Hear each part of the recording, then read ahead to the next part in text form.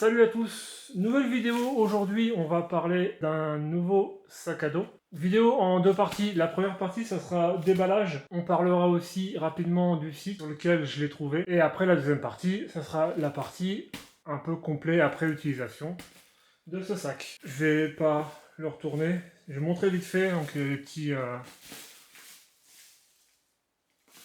un peu de personnalisation, donc j'ai trouvé sur undersurvival.com. Voilà, donc c'est pas un placement de produit, c'est pas un partenariat. Le sac, je l'ai payé de ma poche. Il y a un sac à dos et une batterie. La batterie n'est pas encore arrivée, parce que elle était fin de fournisseur. Donc là, ça sera que sur le sac à dos, mais normalement, c'est censé venir pour les vacances. C'est arrivé pendant les vacances forcément, donc du coup j'ai pas pu le tester pendant les vacances, mais du coup je vous fais la vidéo donc là. On s'est un peu contacté avec Monsieur Tackline, le propriétaire du site. On a parlé un petit peu et on en a convenu un petit code promo. Donc normalement à l'intérieur du colis, pas mal de personnalisation. Et avec le petit code promo que je vous mettrai ici, vous avez un petit cadeau à l'intérieur de la commande. Donc je ne sais pas ce que c'est la première fois que je commande. Donc du coup je voulais vraiment partager ça avec vous pour avoir un petit peu plus d'infos. Donc on va l'ouvrir tranquillement.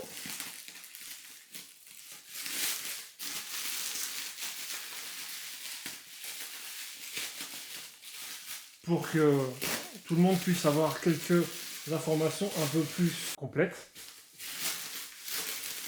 sur le site et un peu ce que le site propose comme packaging, comme personnalisation de colis. Il vend un peu de tout sur son site, il y a pas mal de matériel médic, tout ce qui est un peu couteau, matériaux de défense, il a aussi des plaques balistiques et des items EDC, donc des sacoches, des sacs à dos, des lampes aussi, spécialisées Nightcore. Et comme vous voyez, un petit sticker, c'est le Vault Boy de Fallout. Ça c'est mon côté geek.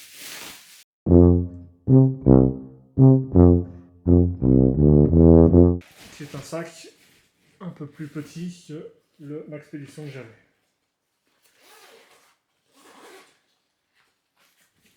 Donc voilà ce que je vous parlais.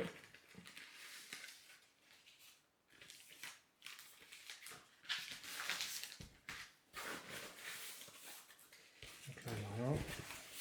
Ouais, c'est un sac un peu plus petit, mais bon. Ça, le sac, on en parlera quand je l'aurai testé. Donc voilà, c'est ce sac-là qui m'accompagnera maintenant. Et on va parler un petit peu des petits goodies qui sont avec.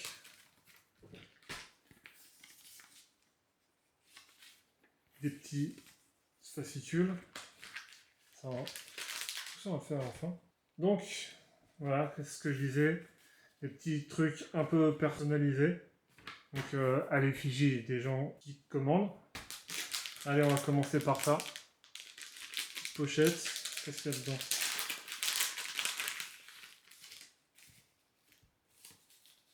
Donc, ouais, ça c'est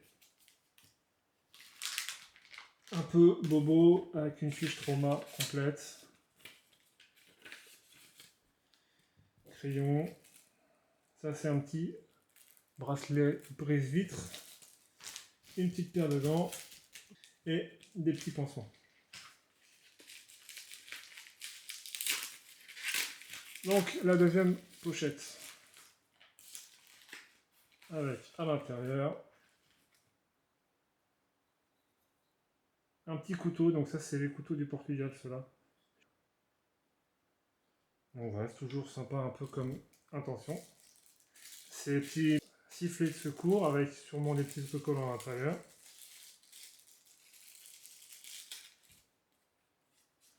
Voilà.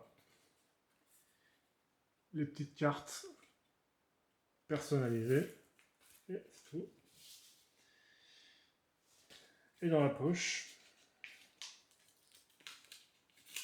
Je pourrais pas vous dire concrètement ce que vous recevrez. Parce que je ne sais pas, même moi je ne sais pas. Mais je pense que ça va être une petite pochette. Ça sera un petit cadeau qui sera mis avec. Donc là c'est une deuxième poche avec un petit peu plus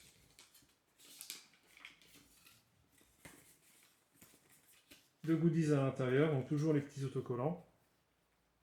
toujours les petits Volboy.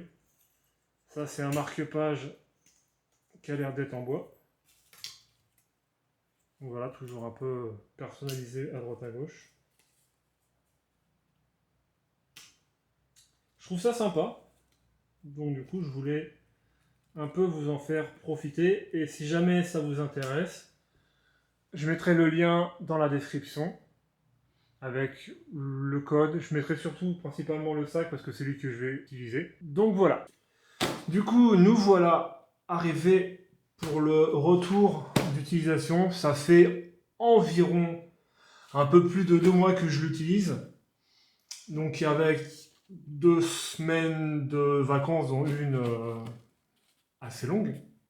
2 petits week-ends, 1 ou 2 petits week-ends, je ne sais plus vraiment, et une utilisation quotidienne pour le travail. Donc je pense être pas trop mal pour commencer à en parler sérieusement, parce que là, comme vous voyez, il est en configuration travail. Je vais vous montrer pourquoi. Je vais parler principalement de la capacité, des avantages que j'y ai trouvés, des défauts que j'y ai trouvés aussi, pour en avoir parlé aussi avec d'autres youtubeurs. Donc c'est un petit sac, comme je disais, dans son utilisation, parce qu'il fait environ 10 litres.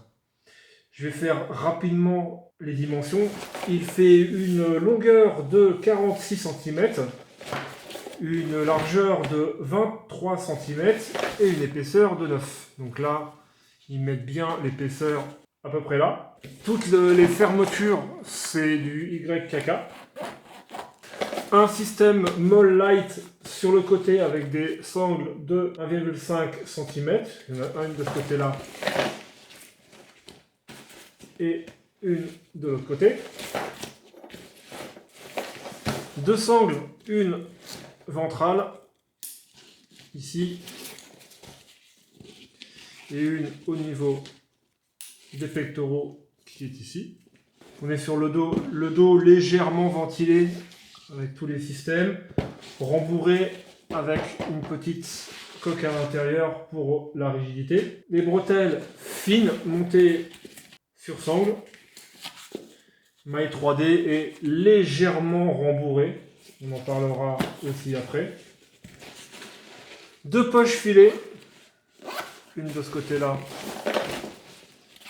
une de ce côté-là, dont celle-là, comme vous pourrez voir. La poche filée, tout simplement, a été supprimée pour faire un rangement tube supplémentaire. Donc moi, j'y mets personnellement le petit sac pour les courses, mais si on veut, on peut toujours y rentrer un couteau. Voilà. Ou un petit système de défense du genre ça rentre parfaitement dedans et ça se voit pas même s'il y a le petit sac avec. Voilà, à titre d'exemple bien sûr. J'ai volontairement donc du coup supprimé cette poche là, donc de ce côté là je vous mettrai une petite photo tout de suite pour vous montrer pourquoi dans la voiture, pour que la poche soit directement accessible quand j'en ai besoin. Un petit Grimlock là pour avoir les gants à portée de main directement. Je pourrais les mettre dans la poche, dans une poche à l'intérieur, mais moi je préfère les avoir là. On a des petites sangles de serrage de chaque côté. La poche tubulaire, donc là il y a juste un garrot, mais de l'autre côté. Elle est vide et je vais montrer en même temps du coup la poche. Donc c'est un filet, tout bête, avec un système de fixation en haut de type glissière. Donc ce qui permet par exemple là de mettre une petite gourde. On desserre, on refixe ici. Il y a juste à la serrer un peu. Et comme ça, la gourde, elle tient bien. Si on veut, on peut la récupérer, boire un coup, remettre la gourde à l'intérieur, si j'y arrive bien sûr. Et comme ça, elle est toujours à portée de main. Donc ça, je l'ai utilisé pas mal pendant les vacances, ce qui est plutôt pratique d'avoir vraiment une gourde à portée de main et ce qui évite que la gourde soit dans le sac pour prendre de la place.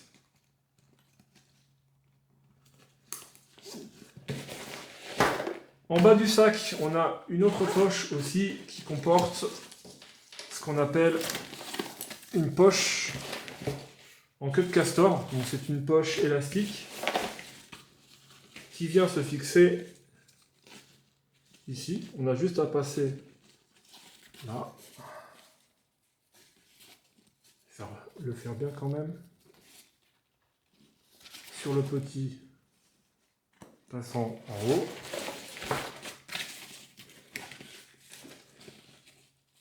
On reprend de ce côté-là.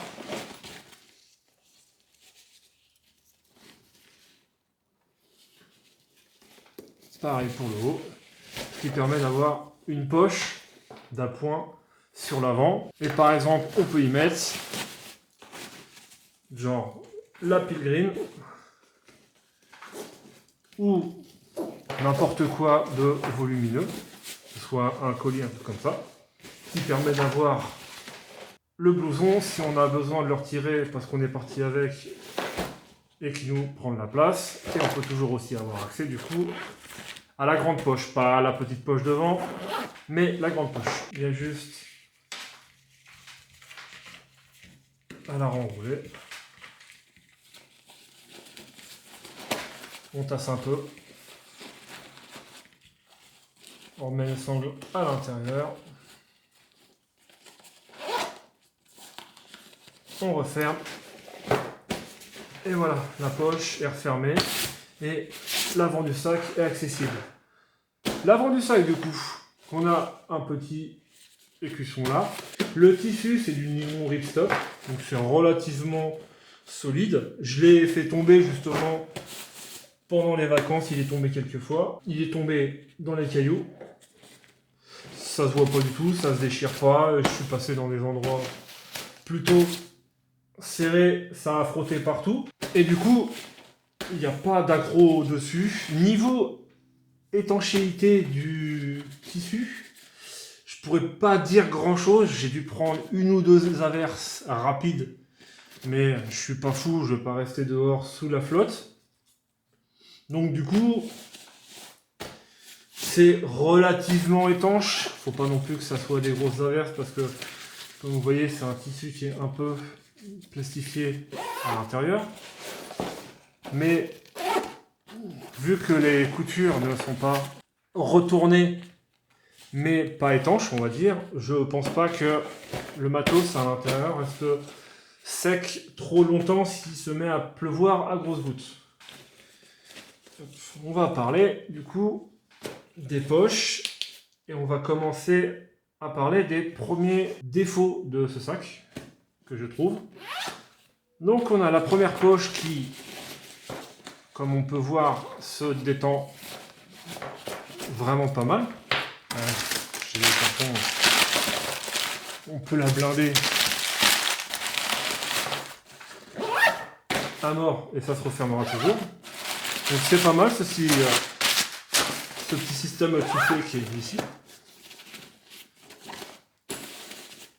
Mais le premier défaut de cette poche, comme on peut voir, que j'ai du coup détourné, c'est que quand on retire tout le merdier, donc du coup on a la petite poche enfilée ici où on peut ranger les items qui vont jusqu'en bas là, et ben il n'y a pas de système de fixation, il n'y a absolument rien, il n'y a pas de système d'organisation. Donc j'avais au début, j'ai changé la pochette, donc ça on s'en fout. J'avais au début ici cousu une petite bande de velcro et après j'ai trouvé cette bande autocollante qui du coup fait parfaitement l'affaire pour ne serait-ce porter ce genre de pochette pour éviter que tout finisse en bas et qu'on se retrouve avec une grosse masse comme ça en bas qui peut être chiant. J'ai fixé une petite bande velcro dessus, je la fous là, je referme. Et la pochette, elle bouge pas. Donc ça, pour moi c'est royal. C'est dommage quand même de rajouter des systèmes comme ça pour que le sac soit correctement fonctionnel. Parce qu'il y a deux poches. Il y a la grande poche, celle-là, et c'est tout. Voilà. Moi j'ai mis un petit mousqueton ici pour y fixer des clés quand j'en ai besoin, parce qu'il n'y en a pas, simplement.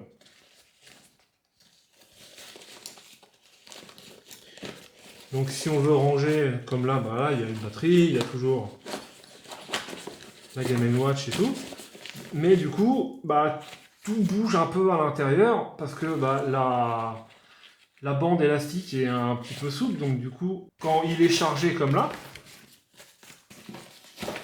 avec la pochette et ça, donc moi j'ai fait en sorte que j'ai juste à soulever la pochette pour ranger les items dedans. Mais quand je veux utiliser ça, du coup je le mets sur le côté là. C'est un peu moins sécurisé s'il suffit juste d'ouvrir la poche et voilà, on peut se servir à l'intérieur, mais sinon, je pense pour moi que ça aurait dû aller un peu plus bas pour éviter en fait que dans cette zone-là, il y a cette partie où tout est serré. C'est vachement souple sur le haut, comme on peut voir, voilà. Avec le soufflet, c'est vachement souple, mais sur le bas, du coup, c'est tout serré. Donc pour ranger certains trucs, du coup, on se retrouve avec le bas du sac complètement qui est complètement serré. Donc pour moi, ça c'est un peu un défaut.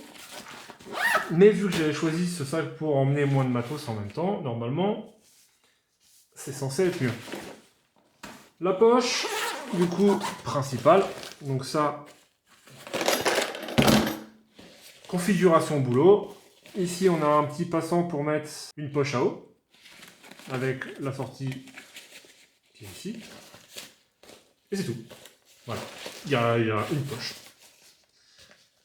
Donc, des fois, ça peut être un peu chiant, pour dire les mots, parce qu'il y a vraiment... On est obligé de tout mettre dedans. Donc, quand c'est là pour le boulot, à la limite, je m'en fous, parce que j'ai ma petite gamelle, mon support de coude pour la tendinite. Il y a ma sacoche normale qui est toujours dans le fond à l'intérieur. Et le petit bœuf. Et là, on arrive à obtenir un sac qui fait 9 cm d'épaisseur. Donc voilà, là c'est clairement moi l'utilisation que j'en ai pour aller au boulot. Quand j'ai besoin de ma sacoche, je la sors. Jamais. Quand j'arrive au boulot, je fous mon sac sur le casier et je le récupère. Quand j'ai fini ma sacoche, j'en ai pas besoin, du coup je l'emmène pas avec moi au travail. Du coup là, je vais tourner un peu sur le plan week-end. Un petit week-end, on bouge chez des amis, en train, en voiture, n'importe comment. La sacoche en bandoulière, normal. Mais comme ça, on peut toujours y remettre. Ça, c'est les deux petits items parce que eux, de toute façon, ils bougeront jamais du sac. Un petit kit pour se brosser les dents.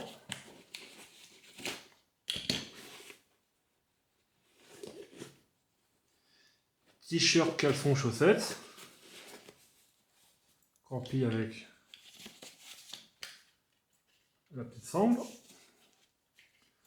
La petite sangle, c'est juste pour éviter que ça bouge de trop dans le sac à dos. À la limite, un petit gel douche, un petit shampoing. Voilà.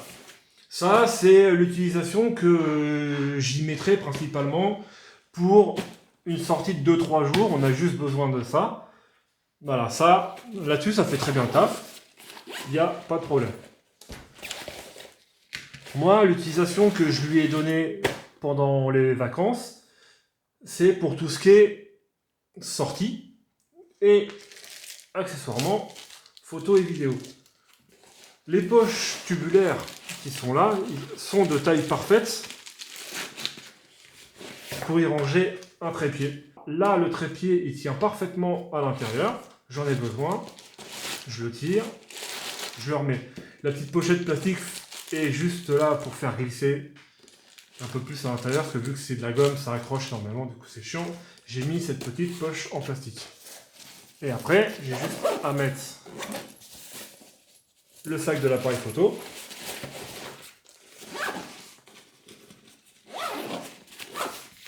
Voilà, là je suis parti pour une petite journée promenade avec madame. Le sac n'est pas lourd, vu que là il pèse environ 645 grammes nu, donc avec tous les outils qu'il y a dedans, il va peser un peu plus.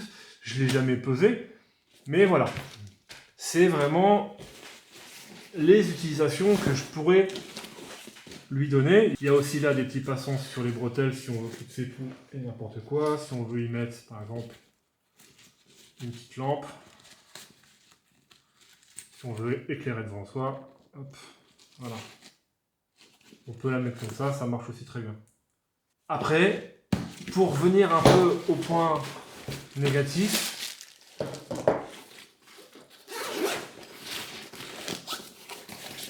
on va virer ça. Entre guillemets, la taille. Comme j'ai pu montrer dans les 3 exemples différents dans lesquels je l'ai utilisé, ça peut tout de suite paraître petit. Pourquoi? Parce que déjà d'une, j'emporte peut-être un peu trop de merguez avec moi. Mais dans une utilisation citadine, comme je fais toujours,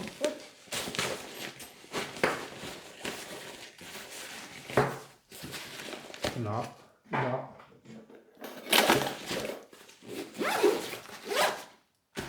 le sac est largement suffisant. Ça, pour vraiment cette utilisation-là de sac à dos, le sac est suffisamment assez grand. Je vais vous faire aussi après des petites images sur le portage pour que vous vous rendiez compte un peu comment le sac se porte sur soi. Donc pour tout ce qui concerne un peu le portage. Donc là je suis juste en switch. Et si on veut le mettre,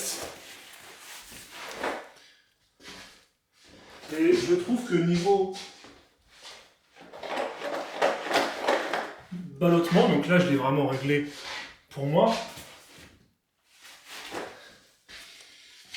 s'il bouge un peu trop, on serre la sangle pectorale, et voilà. Je trouve qu'il est vraiment stable sur soi. Si j'ai besoin du sac dans la poche,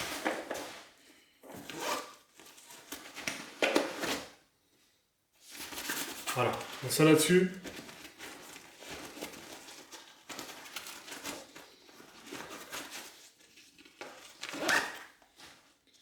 c'est pas trop mal. Pour avoir un petit peu testé la sangle abdominale, elle sert à rien. Et clairement, elle sert vraiment à rien. Peut-être parce que je suis un peu enveloppé, certes, mais pour moi, elle sert clairement à rien parce que, comme on peut voir, elle est vraiment beaucoup trop fine. Mais sinon, l'avantage quand même de ces bretelles flexibles, c'est que il se met plutôt facilement. Et voilà, mais même niveau encombrement, il est quand même vraiment plutôt petit. Et c'est ce que je voulais chercher sur ce sac, c'était vraiment un emport léger. Donc pour les utilisations que je lui donne à ce sac, donc là que ce soit sur une configuration travail, c'est bien. La configuration voyage, c'est pas mal aussi. On va dire il y a suffisamment d'affaires qui rentrent dedans.